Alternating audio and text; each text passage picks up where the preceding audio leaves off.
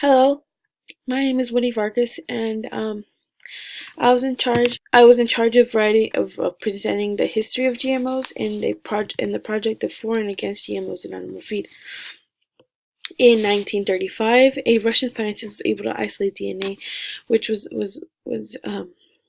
pure DNA, which was sparked a idea in 1973, where a student and a professor came up with the idea of making man-made DNA.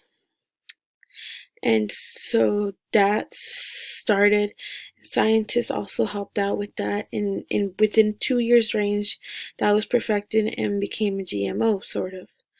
And in 1975, after the GMO was founded, sort of creative, um, a biologist met up, made a conference called the Islomar Conference, where they met up and created safety guidelines for the use of GMOs.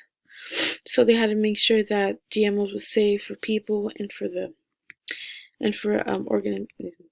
people and animals that were going to be able to consume it. In 1980, there was a court case in the Supreme Court.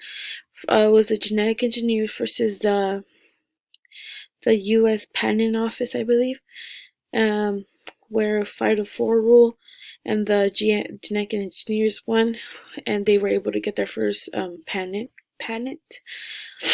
In 1982, the Food and Drugs Administration approved of the first GMO, which is important since they are the ones that are able to decide what's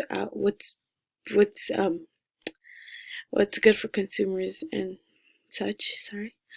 In 1994, GMO was introduced in stores, and the first product is on the left of the presentation, which is you see the tomato, sort of. It shows they're being injected, but they're not.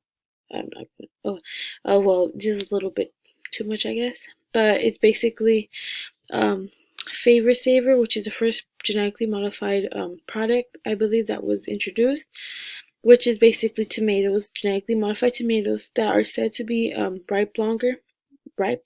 ripe and firmed longer than usual tomatoes, I believe. In 1996, I added this fact because it correlates. It helps out. It's basically the part of the presentation where in 1999 is where GMOs were first introduced in animal feed, which is basically our presentation mainly focused on GMOs in animal feed. So in 1996, that's when they were first introduced in the feed. Okay, in 1997, people started wanting to know what they were consuming, so they began. It was mandatory to label things that were genetically modified organisms, like in people's foods, ingredients, and animal feed. Also in 1999, GMOs became a hit. By that, I paraphrased it, mainly saying that lots of farmers weren't using the traditional crops; they were using GMO seeds and plants to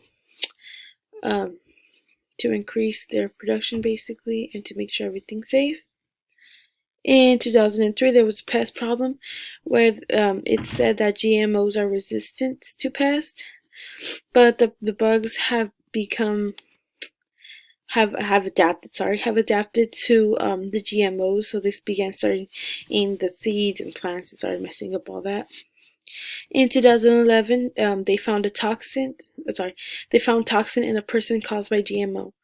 I read this article where it said that this pregnant woman ate a food that contained GMO, and later they found toxin in the fetus of her baby that was caused by the GMO. That was a big problem.